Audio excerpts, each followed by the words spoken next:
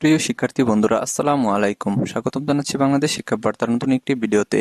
2024 সালের এইচএসসি পরীক্ষার্থীদের থানায় যে প্রশ্নপত্রগুলো ছিল, সেই থানায় প্রশ্নপত্রগুলো পড়ে যাওয়ার কারণে সকলকে কিন্তু এই তিন বিষয়ের খাতা পড়ে গিয়েছে, সেই তিন বিষয়ে কিন্তু A+ দেওয়া হবে, এমন একটি তথ্য কিন্তু সোশ্যাল মিডিয়া সহ ইউটিউবে কিন্তু ভাইরাল হয়েছে।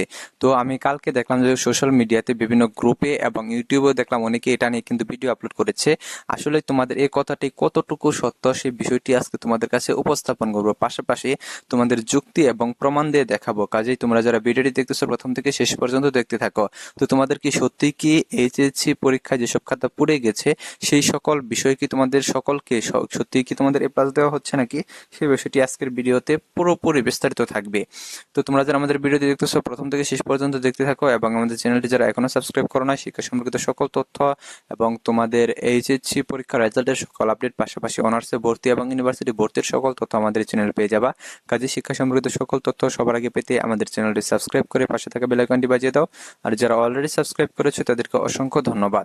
সো আমরা মূল ভিডিওতে চলে আসি। তার আগে তোমাদের বলে নিতেছি যে তোমরা যারা আমাদের এই চ্যানেলের শিক্ষার্থীরা রয়েছ, তোমাদের যারা ছোট ভাই রয়েছে, যারা সামনে এইচএসসি পরীক্ষা দিবে বা এসএসসি পরীক্ষা দিবে, তাদের সকলকে কিন্তু তোমরা বলে দিবা যে যাতে আমাদের চ্যানেলটি যারা তারা সাবস্ক্রাইব করে রাখে এবং তাদের পরীক্ষার সময়ও তোমাদের মতো যাতে তারা আমাদের চ্যানেল থেকে সকল প্রকার যাতে সহযোগিতা পায়, সেই লক্ষ্যে কিন্তু তোমাদের কাছে আমার রিকোয়েস্ট, যাতে তোমরা যেমন সহযোগিতা পাচ্ছ, তোমাদের ছোট ভাইয়েরও যেমন সহযোগিতা পায়, বিভিন্ন তথ্য দিয়ে যেন তাদেরও সহযোগিতা করতে পারে। কাজেই তোমরা যারা ভিডিওটি দেখতেছো প্রত্যেকে কমপক্ষে তোমাদের একজন দুইজন ছোট ভাইকে কিন্তু বা ছোট বোনকে কিন্তু অবশ্যই বলবা যাতে আমাদের চ্যানেলটি সাবস্ক্রাইব করে রাখে এবং তারাও যাতে সকল সুযোগ সুবিধাগুলো আমাদের চ্যানেল থেকে যাতে উপভোগ করে। তো আসো আমরা মূল ভিডিওতে এখন চলে আসি। দেখতে পাচ্ছ যে থানায় রাখা প্রশ্নপত্র পুড়ে ছাই এইচএসসি কে ঘিরে মহাসংকট। এটা কিন্তু বেশ কিছুদিন আগে, অর্থাৎ 7 থেকে 10 তারিখের মধ্যে কিন্তু নিউজটি প্রকাশিত হয়েছিল। তো এটা নিয়ে কিন্তু সারা বাংলাদেশে শিক্ষার্থীদের মধ্যে এক প্রকার হইচই সৃষ্টি হয়েছে যে খাতাগুলা পুড়ে গেছে থানা থেকে।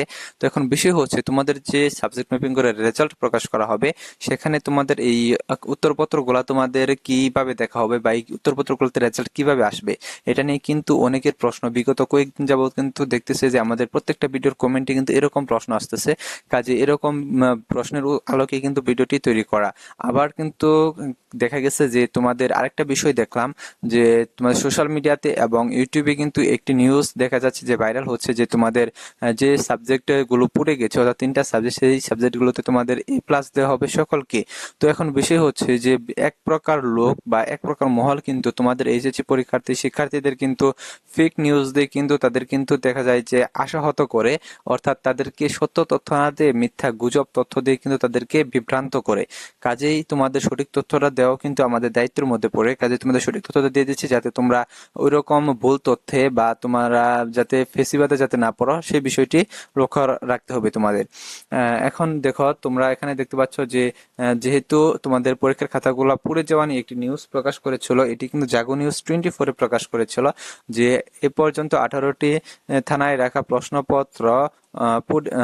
উত্তরপত্র পুড়ে যাওয়ার তথ্য পেয়েছেন তারা। ভাঙচুর লুটপাট হয়েছে 60-এর বেশি থানা। এইসব থানায় রাখা প্রশ্নপত্র পুড়লে তেমন সমস্যা নেই, তবে শিক্ষার্থীদের পরীক্ষা দেওয়ার পর যে লিখিত উত্তরপত্র থানায় রাখা হয়েছিল তা পুড়ে যায়, ফলাফল নির্ধারণ করা কঠিন হয়ে পড়বে। তো এটার আলোকে কিন্তু এটা কিন্তু প্রকাশিত হয়েছিল, তোমাদের দেখিয়েছি এর আগের ভিডিওতে, আমরা দেখিয়েছি যে এটা প্রকাশিত হয়েছিল 7 তারিখে এবং তারপরে 19 তারিখে কিন্তু আরেকটি কিন্তু প্রকাশ করা হয়েছে, আরেকটি নিউজ প্রকাশিত হয়েছে। সেই নিউজটা তোমাদের দেখাচ্ছি যে 24 থানায় এসএসসির প্রশ্ন পড়লে উত্তরপত্র অক্ষত, বোর্ড চেয়ারম্যান এটি বলেছেন। আর এটি প্রকাশিত ছিল 19 তারিখে। তার মানে এখান থেকে বোঝা যাচ্ছে যে তোমাদের যে এইচএসসি পরীক্ষার যে খাতাগুলো পুড়ে যাওয়ার তথ্য তোমরা পেয়েছো, সেই তথ্যটি কিন্তু পুরোপুরি সঠিক নয়। কারণ এখানে কিন্তু তোমাদের হেডলাইনে তোমরা স্পষ্ট দেখতে পাচ্ছ একই নিউজ পেপারে একটা নিউজ আগে প্রকাশিত হয়েছিল, আরেকটি নিউজ পরে প্রকাশিত হয়েছে। এখানে কিন্তু তোমরা স্পষ্ট দেখতে পাচ্ছ যে তোমাদের পরীক্ষার খাতাগুলা কিন্তু অক্ষত রয়েছে, অর্থাৎ পুড়ে যায়নি, কিন্তু প্রশ্নপত্রগুলো পুড়ে গিয়েছে। এখন বিষয় হচ্ছে এই নিউজ তোমাদের বিস্তারিত পড়ে শোনাচ্ছি যে অধ্যাপক তপন কুমার সরকার,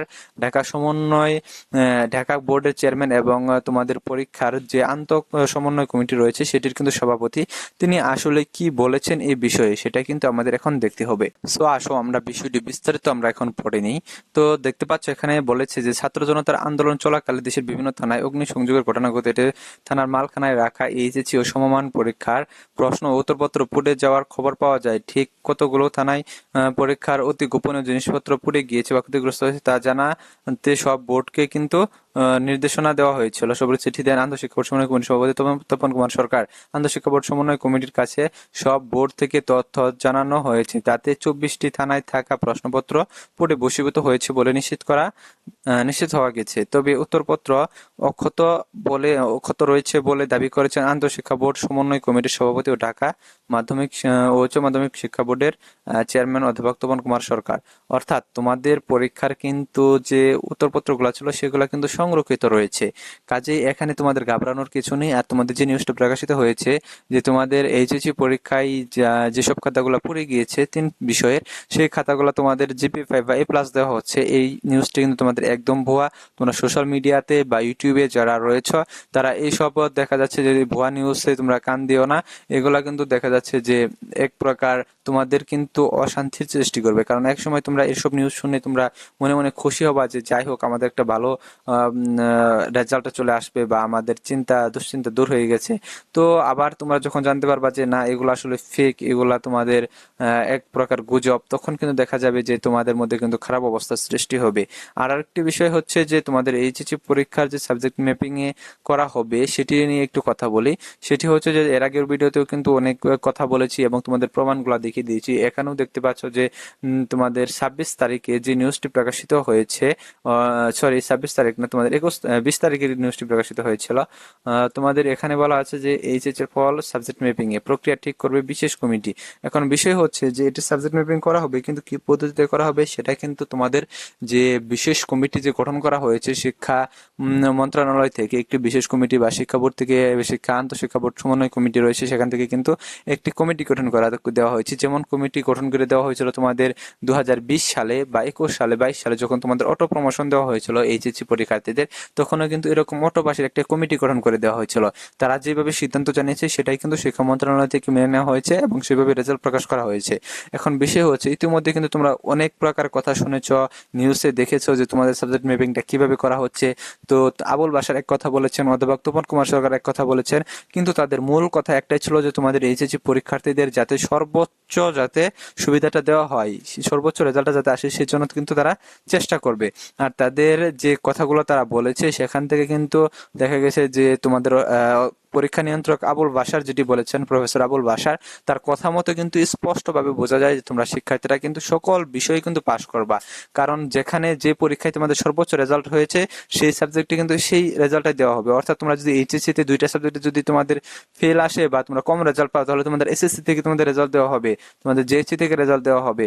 আর যদি জেএসসি এসএসসি তে তোমাদের নাম্বার কম থাকে, এইচএসসি তে বেশি থাকে, তাহলে এইচএসসি থেকে দেওয়া হবে। তার মানে এটা কিন্তু নিশ্চিত হয়ে বলা যাচ্ছে যে তোমাদের যদি ফেলও আসে বা কম নাম্বার থাকে, তাহলে কিন্তু অন্য যে বোর্ড পরীক্ষা রয়েছে সেই বোর্ড পরীক্ষা থেকে কিন্তু তোমাদের রেজাল্টটা দিয়ে তোমাদের পাশ করে দেওয়া হবে এবং তোমাদের কিন্তু একটা ভালো রেজাল্ট চলে আসবে। আর এতে কিন্তু দেখা যাবে যে তোমাদের সকল শিক্ষার্থীরা কিন্তু পাশ করবে। আর একটা বিষয় হচ্ছে যে তোমাদের যে সাবজেক্ট ম্যাপিং করার ক্ষেত্রে অধ্যাপক তপন কুমার সরকার যেটি বলেছিলেন যে তোমাদের যেসব পরীক্ষাগুলো হয়েছে সেসব পরীক্ষাগুলোর কিন্তু রেজাল্ট কিন্তু তাদের হাতেই রয়েছে। কাজেই আর অন্য পরীক্ষা যেগুলো স্থগিত রয়েছে সেগুলো কিন্তু তোমাদের রেজাল্টটা সাবজেক্ট ম্যাপিং করা হবে। তো এটাও কিন্তু একটা প্রস্তাব, ওইটাও একটা প্রস্তাব। তো যেহেতু তারা দুজনেই বলেছেন যে তোমাদের যাতে সর্বোচ্চ সুবিধা অর্থাৎ সর্বোচ্চ রেজাল্টটা যাতে আসে সেজন্য তারা কাজ করবে, সেহেতু কিন্তু এটা নিশ্চিত হওয়া যায় যে তোমাদের সকলকে কিন্তু পাশ করে দেওয়া হবে। আর আরেকটা বিষয় হচ্ছে যে ফেসবুকে বা ইউটিউবে কিন্তু আরো নানা রকমের গুজব ছড়াচ্ছে। তো আমরা কিন্তু সকল প্রকার আপডেট এবং সঠিক তথ্য তোমাদের দিয়ে সবসময় সহযোগিতা করব। তো তোমরা যারা এখন আমাদের চ্যানেলটি সাবস্ক্রাইব করো রাখো নাই, আমাদের চ্যানেলটি সাবস্ক্রাইব করে যুক্ত হয়ে যাও আমাদের সাথে, এবং তোমাদের নতুন কোনো আপডেট আসলে সাথে সাথে কিন্তু আমরা তোমাদের ভিডিও আপলোড করে দিব, এবং তোমরা যদি সাবস্ক্রাইব করে রাখো তাহলে সেটা কিন্তু তোমরা নোটিফিকেশন কিন্তু সবার আগে পেয়ে যাবে। ধন্যবাদ সকলকে।